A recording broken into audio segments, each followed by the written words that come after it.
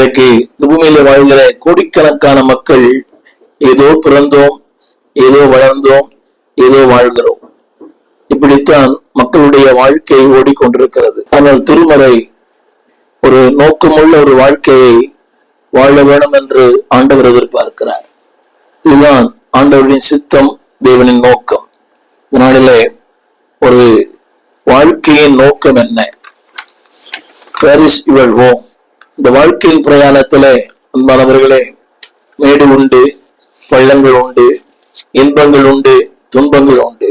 ஆனால் இந்த வாழ்க்கையின் பிரயாணத்திலே நம்மோடு கூட அவர் வருகிறார். அவர் வாக்கு பண்ணியிருக்கிறார், உலகத்தின் முடிய பரியந்தம் சகல நாட்களிலும் நான் உன்னோடு கூட இருக்கிறேன். சோ வாக்கு பண்ணினவர் வாழ்க்கையின் எல்லா பயணங்கள் ஒரே மாதிரி அமைவதில்லை. உலக பயணங்கள் ஒரு மாதிரி அமைவதில்லை.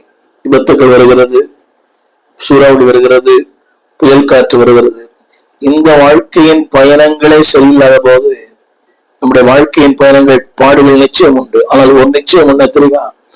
அழைத்தவர் நம்மோடு கூட வருகிறார். அவர் உண்மை உள்ளவர், நீதி உள்ளவர், சொன்னதை அப்படியே செய்கிறவர். இந்த நாளிலே ஒரு வசனத்துக்குள்ளுக்கு நான் வாசிக்க விரும்புகிறேன். 1 பேதுரு புஸ்தகம் 2ஆம் அதிகாரம் 11ஆம் வசனம். அவர் ஜானி, அந்த வசனம் அப்படி சொல்லப்பட்டிருக்கிறது. ஆவியானவர் சொல்கிற வார்த்தை, பிரியமானவர்களே, அந்நியர்களும் பரதேசிகளுமா இருக்கிற நீங்கள் ஆத்துமாவுக்கு விரோதமாய் போர் செய்கிற மாமிச இச்சைகளை விட்டு விலகி. இது ஒரு வார்த்தை எழுதப்பட்டிருக்கிறது, அவர் லைஃப்.